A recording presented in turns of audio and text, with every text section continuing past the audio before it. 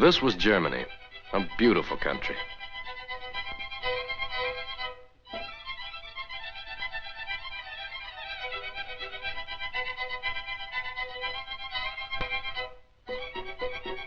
A historic country.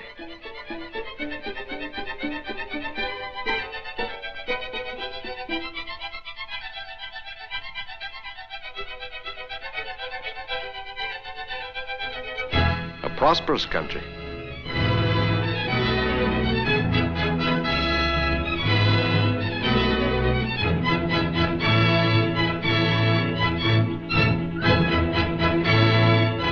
A modern country.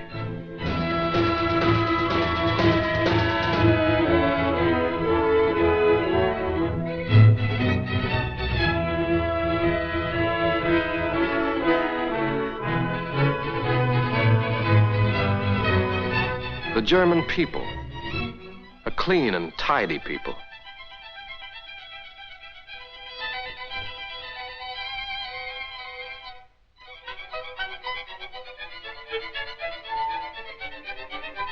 An educated people.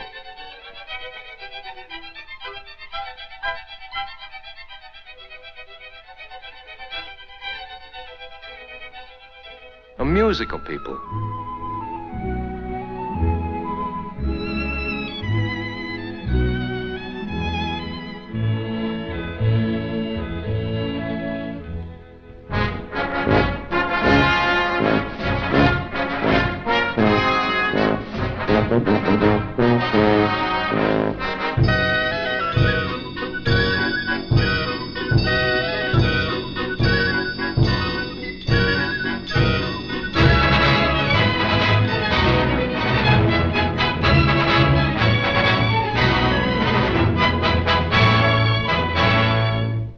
Industrious people.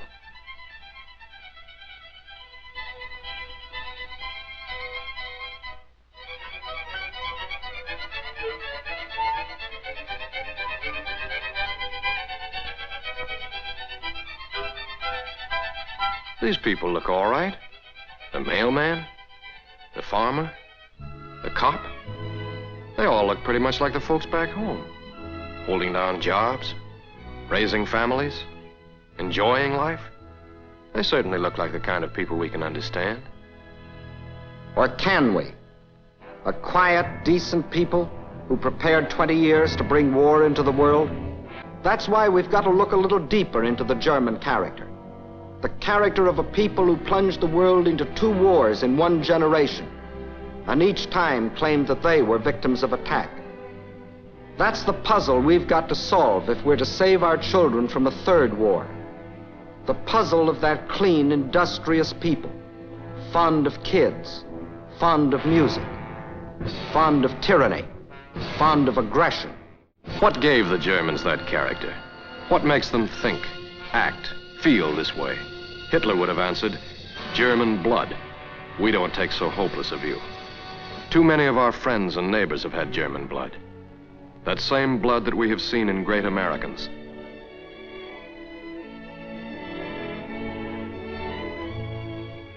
For what makes an American is not any special, precious sort of blood, but the tradition we have inherited.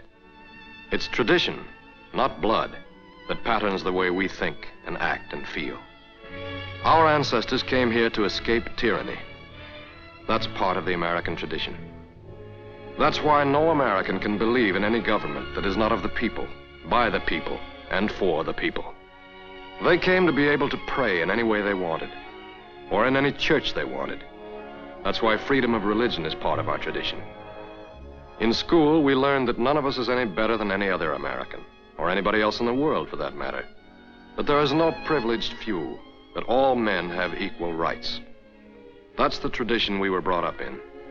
At home, at school, among our friends, at our jobs. That is the tradition that has made us what we are. Now, what is the tradition that has made this man? How does it differ from ours? That's what we have to find out. These Germans were selected by Nazi cameras as ideal German types. Let's call one of them Carl Schmitt. a self-termed member of the master race who goose-stepped his way across an entire continent. His father did the same goose-step and followed the same road of conquest. And the grandfather of Carl Schmitt did the same goose-step and trod the same path of aggression. The same goose-step, the same will of aggression, the same lust for conquest. You knew their leader as Hitler. Your father knew the leader as the Kaiser. Your grandfather remembers Bismarck. You faced the Nazi menace. Your father's generation was threatened by the Huns. In your grandfather's day, there were the Prussians, the Nazis, the Huns, the Prussians. 3 different names for 3 generations of Germans, attempting to inflict their will upon others by force. 3 generations following a tradition so different from ours. Let's go back even further and see how this tradition began. 150 years ago, there was no single country called Germany.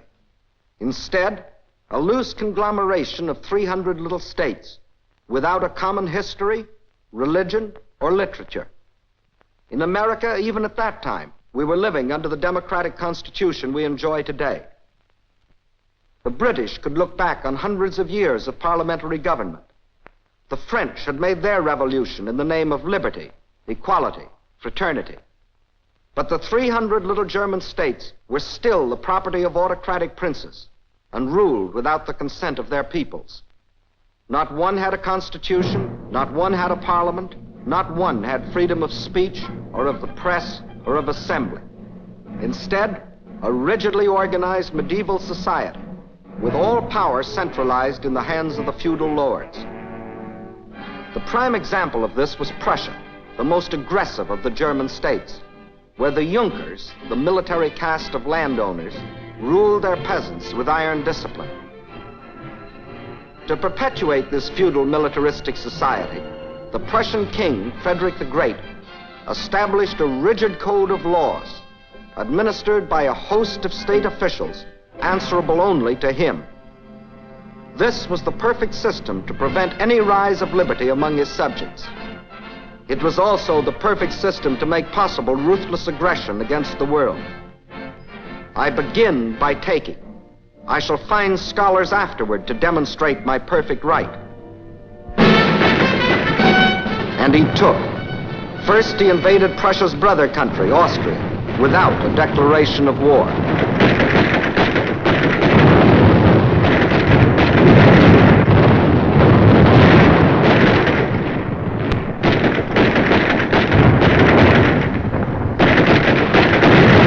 Result, victory.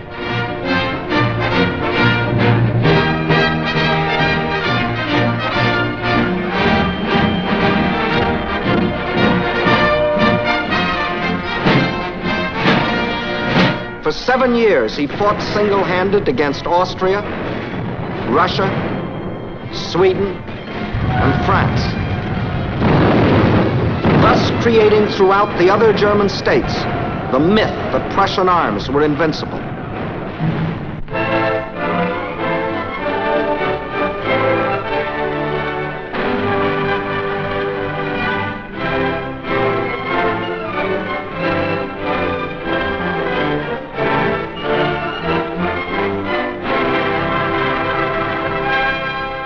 In 1786, Frederick died, but Frederick's state and Frederick's dream of conquest lived on, nurtured and developed by the Prussian militarists, who regarded each war as only one campaign in an unending war for Prussian supremacy in Europe. To this end, Scharnhorst, the organizer, and Gneisenau, the strategist, established the Prussian General Staff. Von Clausewitz, the theorist, set down their gospel in his famous book, Vom Kriege, on war. Just as Prussia has been fated to be the core of Germany, so Germany will be the core of the future German Empire of the West. Clausewitz's book became the Bible of the Prussian militarists. Conquered people shall be left with nothing but their eyes to weep with. But even as the militarists were plotting, a wave of liberalism swept over Europe. Its eddies reached even Prussia. And ordinary men began to think for themselves and to demand what had long been accepted in America, England, and France, a constitution.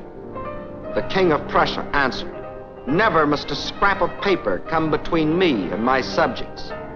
A constitution, a scrap of paper. Some citizens determined on liberty went to the barricades. The machinery of the Prussian state went into action.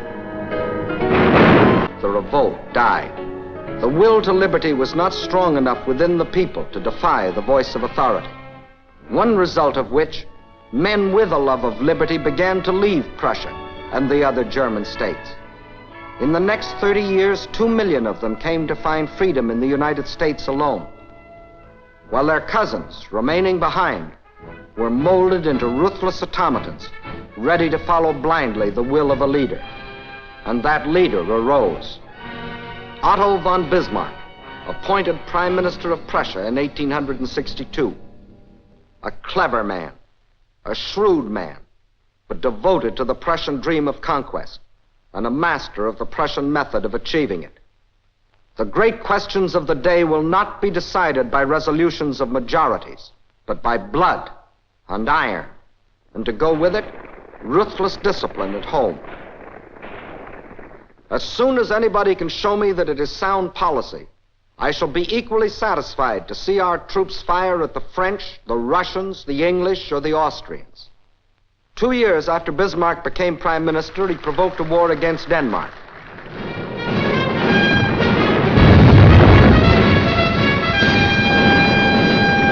The result? Victory.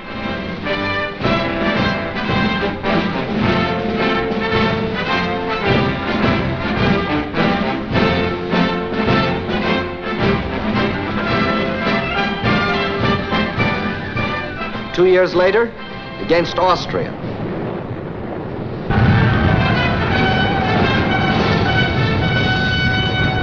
Result? Another victory.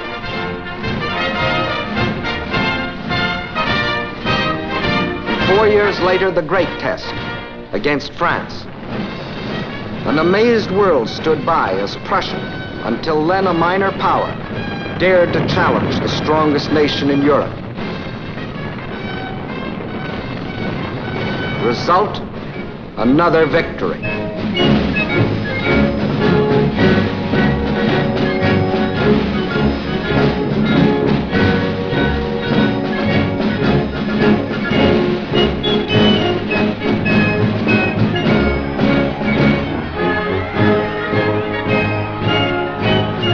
This was the moment of triumph that changed the history of the world.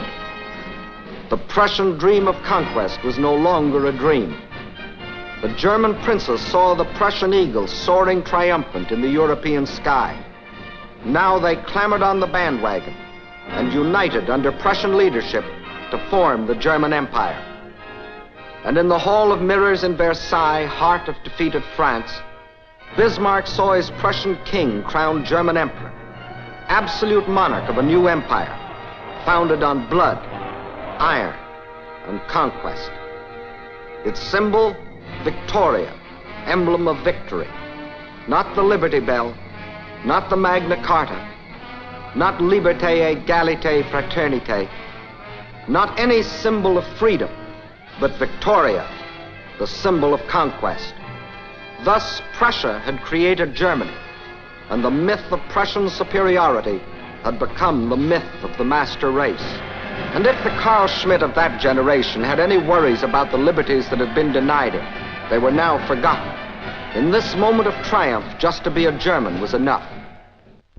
In the newly created Reich, industry flourished as never before. The merchant fleet grew larger every day. German harbors were jammed with commerce, and German stomachs filled with beer and sausage. Germany had achieved unity, become rich, no other country threatened her. The world hoped for a peaceful, good neighbor. But the world had forgotten the Prussian tradition that Germany had inherited. A tradition not of peace and friendship, but of war and conquest.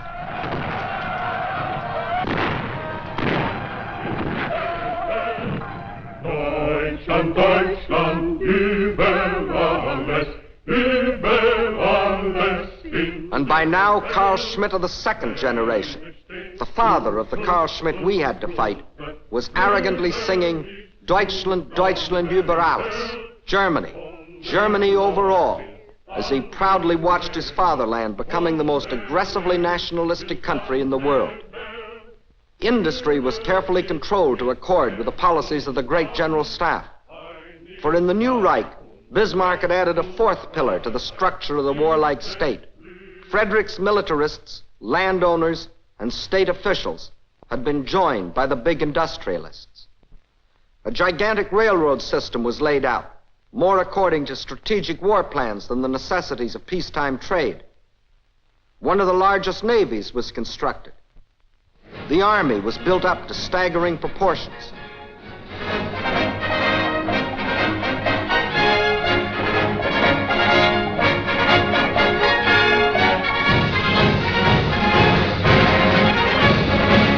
And the German officer was the idol of the nation, the personification of German ambition.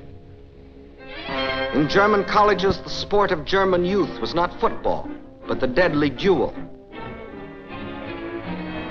The scar was the badge of honor. The more scars, the handsomer.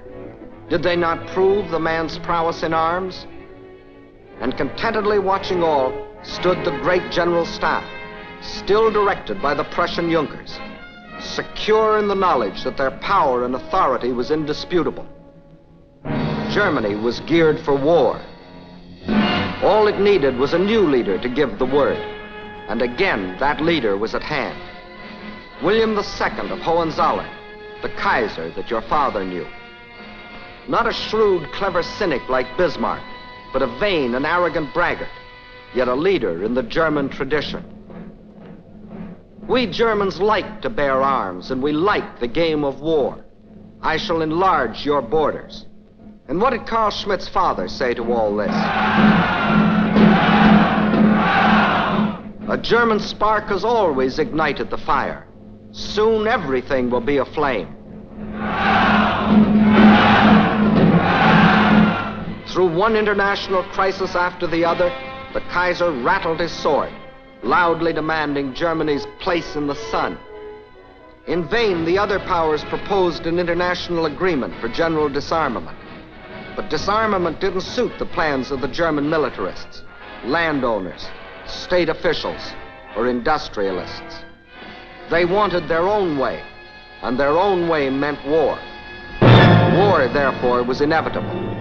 It only needed an incident.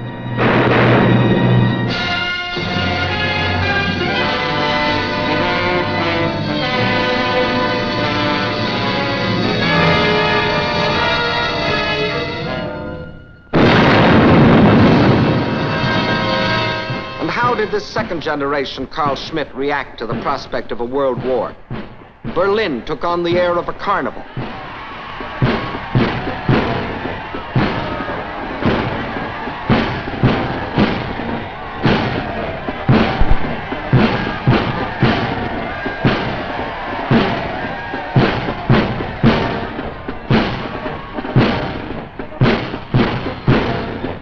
Blindly, joyfully, the people cheered the Kaiser, eager to follow a leader on the renewed march to conquest. Thus, in August of 1914, Carl Schmitt of the second generation, indoctrinated with 150 years of Prussian tradition, marched off to set the world aflame.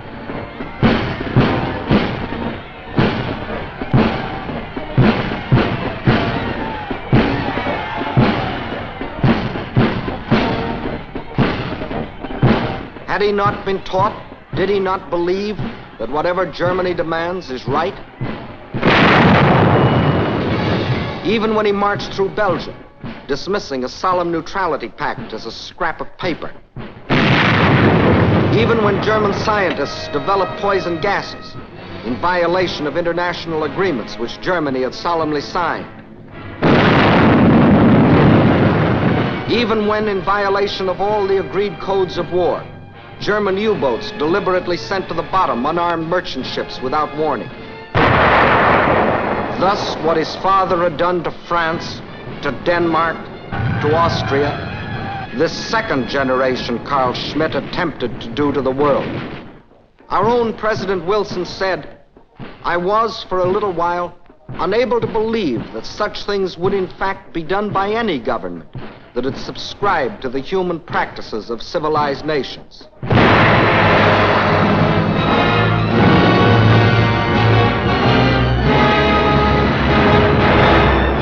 But only when we realized that we were directly threatened, only when every protest had been ignored, and Germany had carried the war right into our home waters, did we feel compelled to fight.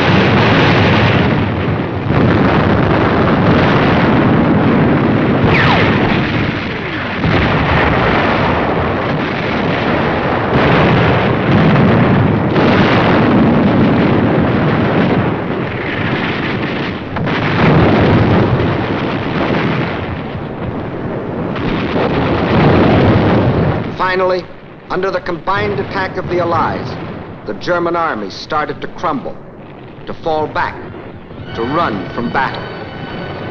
Germany was at the mercy of the Allies. General von Ludendorff, the German chief of staff and virtual dictator, was forced to send a secret message to the Berlin government. The offer of peace must be transmitted immediately. The army cannot wait another 48 hours. The Allies could grant the armistice or fight on to unconditional surrender. Georges Clemenceau, the wartime French leader, urged that the Allies should march triumphant into Berlin. Our own General Pershing said, "Complete victory can only be obtained by continuing the war until we force unconditional surrender." But the world would not listen. So golden was the thought of peace that the armistice was granted. We celebrated. Not only because the war was over, but because it seemed that we had put an end to German militarism forever. Hadn't the German army been beaten? Hadn't the German plan for conquest failed? Hadn't the Kaiser had to run away to Holland? And his war leader, Ludendorff, to seek refuge in Sweden? And wasn't Germany now a republic, apparently like our own, based on liberty and equality? Didn't that prove that Carl Schmitt had rid himself of the old German tradition? That's what your father thought as he celebrated in 1918. But let's see what had really happened. When defeat was imminent, the men who had caused the war stepped conveniently into the background, leaving the weak opposition parties to take over. That was how, overnight, Germany became a republic. It had elected representatives, all the appearances of democracy. But beneath the surface, the old German system went on as before. The state officials of the Kaiser's empire were the state officials of the new republic. The industrialists of the empire ran the industry of the republic. Even the same teachers presided over the same classrooms, preaching the same gospel of nationalism and German racial superiority. And above all, the general staff of the empire continued to function, even though secretly. The old Germany still lived, and Carl Schmitt, too, had never really changed. In the first place, he never believed that his armies had been defeated. During the 4 years of the war, he had been told only of an unending string of victories. News of defeat had been kept from him. And when the fighting ceased, wasn't his glorious army still on foreign soil? Germany itself still uninvaded?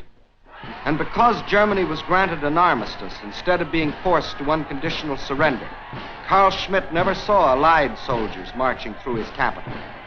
Instead, the German army home again after the armistice, bands playing, colors flying. Like the army of Frederick the Great, like Bismarck's army. Certainly not like a conquered army. Why then had Germany signed an armistice, Carl Schmitt asked himself? Why, a year and a half later, what he called the shame treaty of Versailles? Why was Germany, in his judgment an undefeated Germany, accepting the penalties of defeat? Carl Schmitt was looking for a scapegoat. He found one. The one the German war leaders had always planned that he should find. Carl Schmitt never blamed the men who had caused the war. Instead, he blamed the men who had signed the peace. Thus, in Carl Schmitt's distorted thinking, the ill-fated German Republic meant a bunch of traitors that had stabbed the fatherland in the back. And the General Staff, the great landowners, the industrialists, the state officials smiled contentedly. Not only had they escaped blame themselves, but they had smeared the idea of democracy in Germany. It was a blow from which it would never recover. Carl Schmitt would go back to the old tradition, the tradition of Frederick and Bismarck and the Kaiser, the tradition of militarism and war. But wasn't the Versailles Treaty designed to prevent Carl Schmitt starting another war, even if he wanted to? By this treaty, the Germans agreed to disband the General Staff, to limit their army to 100,000 men, to hand over their fleet, to demilitarize the Rhineland and coastal fortifications. They bound themselves never again to build an air force or submarines. And to enforce the treaty, Allied troops were to occupy the west bank of the Rhine, the Cologne sector for 5 years, the Koblenz sector for 10, the Mainz sector for 15. Further, there was the League of Nations, designed to prevent Germany or any other country from starting a war of aggression. Yet, only 20 years later, the Carl Schmitts of our generation were on their way again for another try at smashing the world into submission.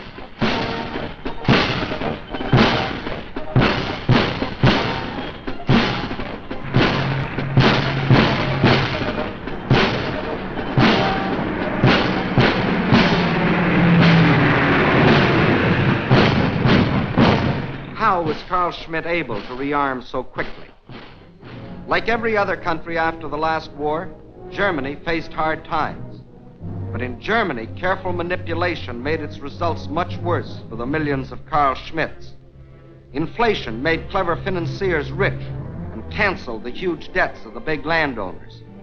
It broke Carl Schmitt. Then came the Depression. That cost him his job.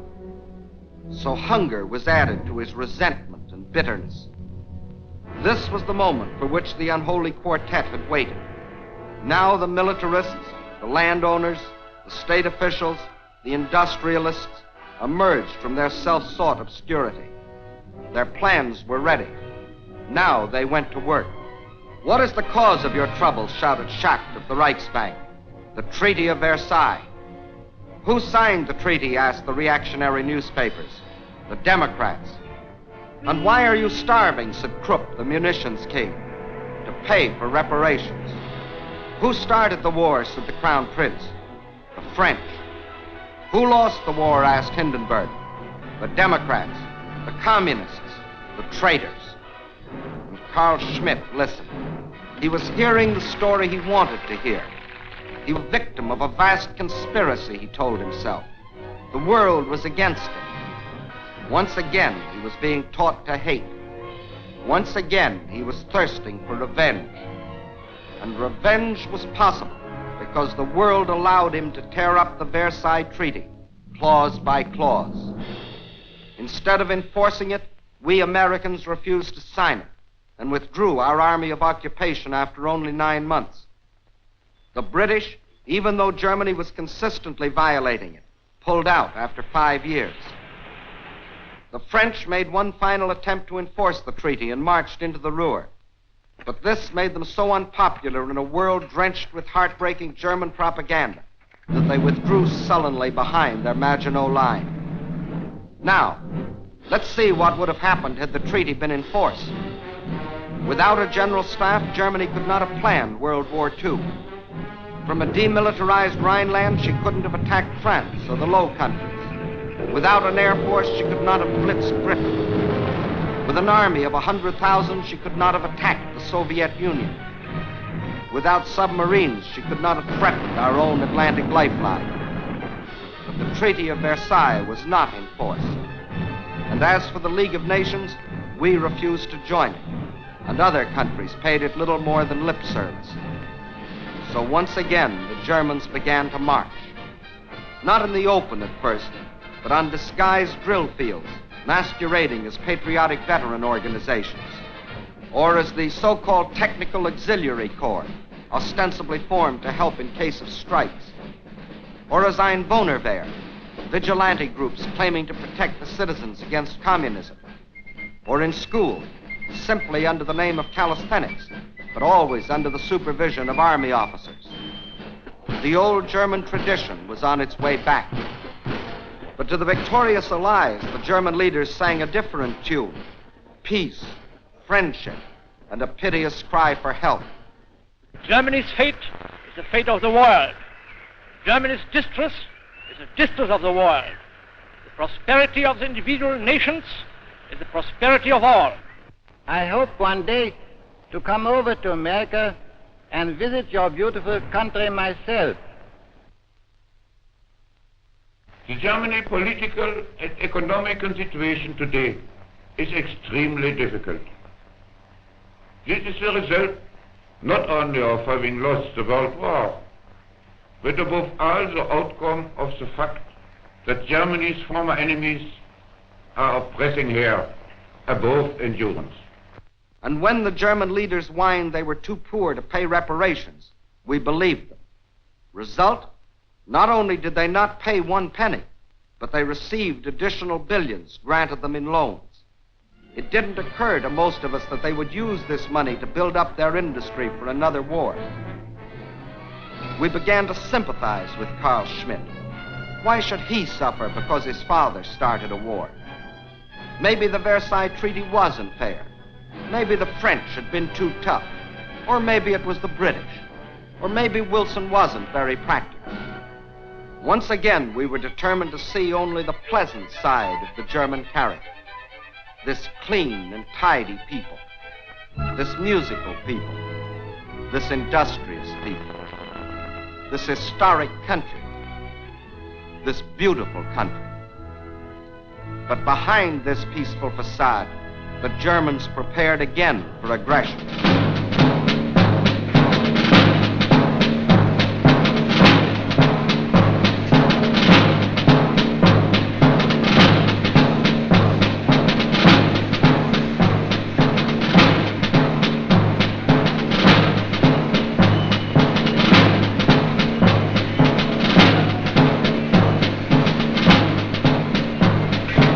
And as Germany began to rearm, its leaders planned the death blow for the German Republic.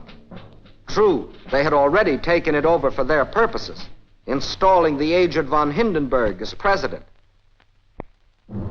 But it was still in structure a democracy, and that meant liberals and unions and free speech and a free opposition.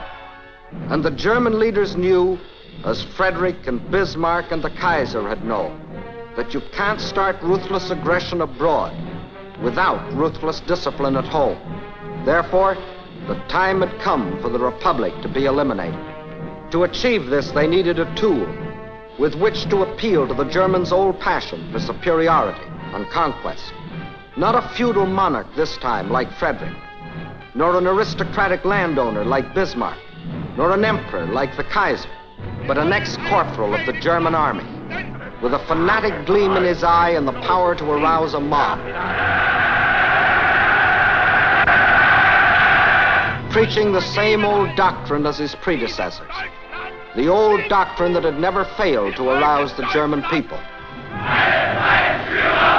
Himself jobless, uneducated, cowardly, resentful, Hitler gathered around him misfits like himself, people obsessed with grievances, real or imaginary, people who weren't as prominent as they thought they should be, people with inferiority complexes who wanted to shout with a crowd, People who wanted power but were too lazy to work for it.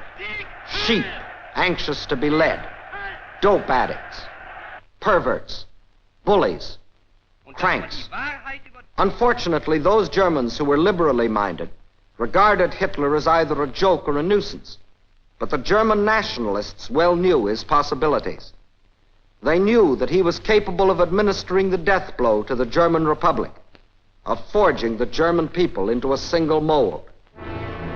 Backed by the militarists, who saw in him their chance to build a mighty war machine, backed by the monarchists, who saw in him their chance to restore the Hohenzollerns to the throne, backed by big business, who saw in him their chance at economic domination of the world, backed by thousands of ordinary Germans, who saw in him their chance to strut as conquerors across the world. With the backing of all these groups, Hitler soared ahead, skillfully appealing to the German tradition, the old cry of the master race. The Nazis promised all things to all men. To the workers, they promised higher wages. To the employers, lower wages. To the tenants, they promised lower rents. To the landlords, higher rents. To the farmer, higher prices. To the consumer, lower prices. But most of all, they promised revenge on the world, that Germany would become its most powerful empire. Hitler knew his audience, and by 1933, the Nazis received more votes than any other political party, and von Hindenburg installed Hitler as its leader, as German Chancellor. This was the death blow the nationalists had planned. From that moment, the German Republic was dead. 4 weeks later, the Nazis set fire to the Reichstag and screamed that the crime had been committed by the communists. Using this as an excuse, Hitler declared a state of emergency and assumed dictatorial powers. From this, it was only a step to the abolition of all political parties. In the new Reichstag, there was only one party, Hitler's party. In the new Reichstag, there was no debate. The deputies were stooges who applauded, got paid, went home. Trade unions were abolished. Instead, the German Labor Front, to discipline the workers and teach them what to think. Music, literature, all outlawed or destroyed, unless it supported what the German leaders were trying to sell. Scientists, physicians, their professions were banned to them unless they supported the Nazi ideology.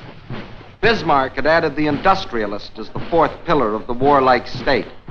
Hitler added a fifth, the professional gangsters, armed thugs to enforce his decrees.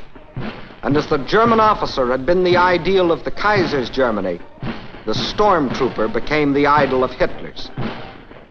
Persecution was on the march. Freedom of speech? Now that meant the concentration camp.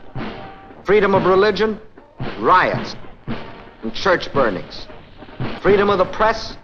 The Gestapo took care of that. Now Carl Schmitt could be indoctrinated like his father and his grandfather before him.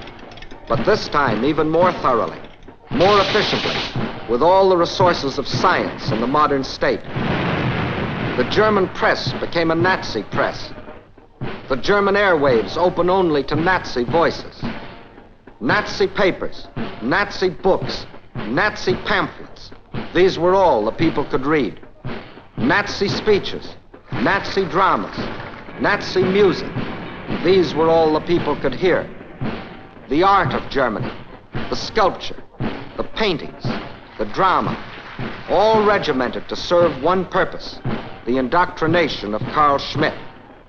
One voice only must be heard by Carl Schmitt. One voice from the cradle to the grave. The voice of Hitler.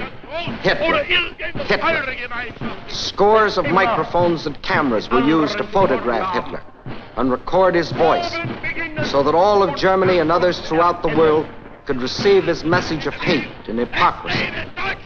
So Hitler was photographed from the front, from the back, from the right, from the left, from every angle. Hitler, Hitler, Hitler. Hitler sobbing, Hitler smiling, Hitler shouting, Hitler working his people into a frenzy.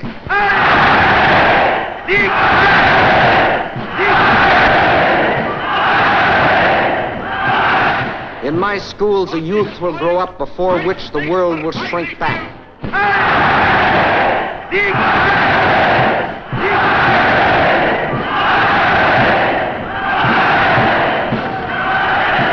There must be no tenderness in youth. I want to see in their eyes the gleam of the beast of prey.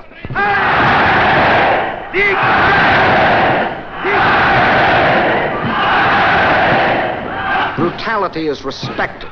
I shall spread terror.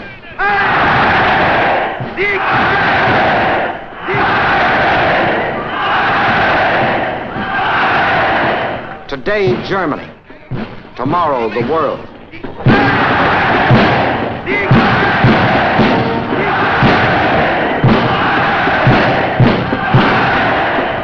That's how Carl Schmitt got his soul.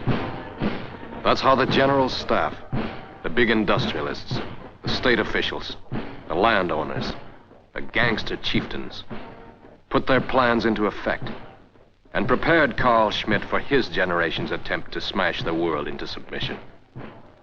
That's how Carl Schmitt was trained for conquest, just as his father was trained by the leaders of his generation, and his father before him. Each generation accepting and adding to the German tradition. Tradition of a master race. The tradition of German superiority. A false picture of the world inside German heads. And these are the reasons why in our generation, nearly 30 million men have had to die. Because deep in the soul of Carl Schmitt has been planted the love of aggression and conquest. And unless that passion is uprooted, 10, 20, or 100 years hence, a new generation of Germans will find a new leader who will show them the way. How shall that be prevented? A sound beginning has been made. This time, things are being done differently. At the end of the last war, an armistice by negotiation. This time, unconditional surrender. Today, Carl Schmitt knows beyond the shadow of a doubt that he was defeated. At the end of the last war, German armies parading through Berlin. This time,